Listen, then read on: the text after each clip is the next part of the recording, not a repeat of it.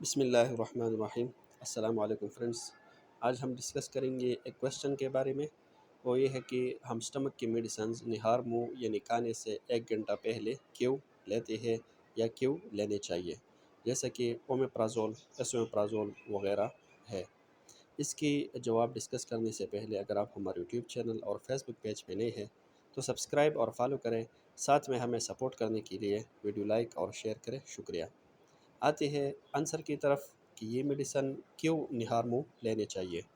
اس کی ایک بڑی وجہ ایسڈ ریفلیکس ہے، یعنی جب ہم کھانے کے بعد یہ میڈیسن لیتے ہیں تو اس کا فائدہ اتنا نہیں ہوتا، کیونکہ جب ہم کھانا کھاتے ہیں اور ایسڈ زیادہ ہو معدے میں تو یہ ایسڈ ریفلیکس کا سبب بنتا ہے۔ آسان الفاظ میں، جب معدے میں تیزاب زیادہ ہو اور ہم کھانا کھاتے ہیں تو جب خوراک پہنچ جاتا ہے معدے میں تو یہ تیزاب ایسوفیگس فوڈ پائپ خوراک کی نالی کی طرف اوپر آ جاتا ہے اور ہمارے خوراک کی نالی کی سوزش، حلق کی سوزش کا سبب بن سکتا ہے۔